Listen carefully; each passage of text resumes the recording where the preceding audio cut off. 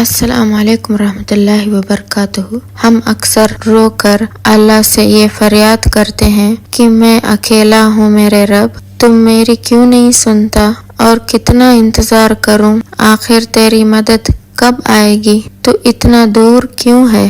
اللہ تعالیٰ قرآن مجید میں فرماتا ہے، میں تو تمہارے پاس ہی ہوں، جب کوئی پکارنے والا مجھے پکارتا ہے تو میں اس کی دعا قبول کرتا ہوں۔ تمہارے پروردگار نے نہ تو تم کو چھوڑ دیا ہے اور نہ تم سے ناراض ہی ہوا ہے، اور آخرات تمہارے لیے دنیا سے کہیں بہتر ہے، اور تمہارا پروردگار تمہیں عنقریب اتنا کچھ عطا فرمائے گا کہ تم خوش ہو جاؤ گے۔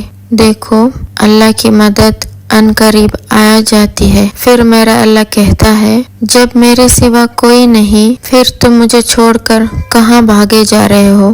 انسانوں سے گلہ کرتا ہے، جانوروں کو کوئی دھوکہ نہیں، انہیں پتا ہے کہ اللہ ہے اور وہی سب کچھ دیتا ہے۔ اللہ سے باتیں کیا کرو۔ ایک کمال ہے کہ یقین بتاؤں، آپ کو دنیا میں بڑے آدمی سے بات کرنے کا موقع نہیں ملتا، ٹائم پہلے لینا پڑتا ہے۔ اول تو ٹائم ہی نہیں ملتا، مل بھی جائے تو کسی سیکریٹری کے تھرو ملتا ہے، اتنا مشکل ہے دنیا میں۔ مگر میں بتاتی ہوں، جس نے کائنات بنائی ہے، اس سے بات کرنا کتنا آسان ہے۔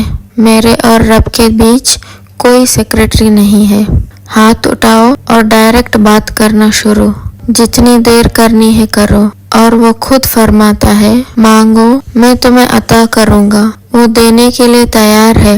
ہم پکارتے ہی نہیں، ہمیں جلدی ہی اتنی ہے، ہمیں اس کے گھر میں چین ہی نہیں آ رہا۔ 2 رکعت نفل پڑھ لی، کبھی تسبیح پڑھ لی، سب چلے گئے کونے میں، اللہ سے باتیں شروع کر دی۔ سوچو نا، اپنے ماں سے جب آپ تڑپ کر بات کرتے ہو تو ماں سینے لگا لیتی ہے۔ جب اللہ سے عرض کرو گے کہ میں پریشان ہوں، اے میرے مولا پھنس گیا ہوں، اللہ بہت گناہ ہو گئے ہیں، نہیں چھوٹ رہے گناہ مالک، کسی طرح سے بچا لے، اے اللہ حرام روزی سے بچا لے میرے کو۔ بولو نا جو دل میں ہے، اللہ سے باتیں کیا کرو۔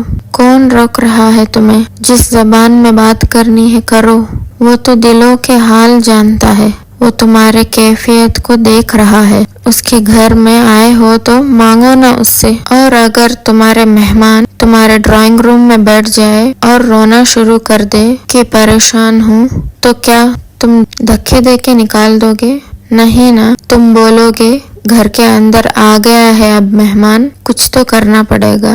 اللہ کریم کے گھر آ گئے ہو جب تم، اور اگر آنسو بہانا شروع کر دیے، کیا خالی لوٹا جاؤ گے؟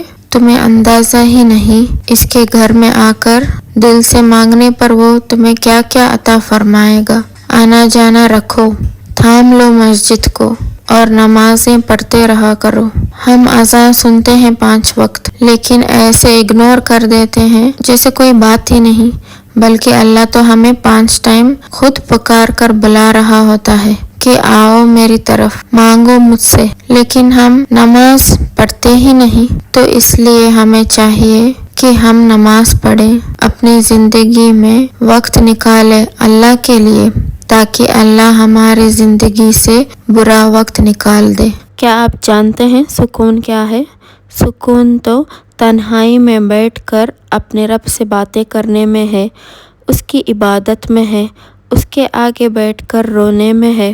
اور آج ہم اس کی عبادت کو چھوڑ کر ایسی چیزوں میں ہم سکون تلاش کر رہے ہیں جو اللہ نے سکون کے لیے کبھی بنائی ہی نہیں تھی۔ اور ہم چاہے دنیا کے کسی بھی کونے میں چلے جائے اور دنیا کی ساری کامیابی بھی حاصل کر لے، مگر ہم اللہ سے دور ہیں نا، تو ہم کبھی بھی سکون حاصل نہیں کر سکتے ہیں۔ کسی نے کہا تھا کہ دلوں کے سکون کے لیے بھٹکتے ہو اے ابن آدم، تم دل اس سے کیوں نہیں لگاتے جس نے تمہیں یہ دل عطا کی ہے؟ تو میں یہ کہنا چاہتی ہوں کہ لوٹ آؤ، اللہ کے طرف لوٹ آؤ، یہ دنیا تو کچھ بھی نہیں ہے، آخر ہمیں اللہ کے طرف لوٹ کر جانا ہی ہے۔ جزاک اللہ خیر۔ اگر ویڈیو اچھی لگی تو ضرور شیئر کرنا، اور چینل پر نئے ہیں تو ضرور سبسکرائب بھی کر دینا۔ السلام علیکم ورحمۃ اللہ وبرکاتہ۔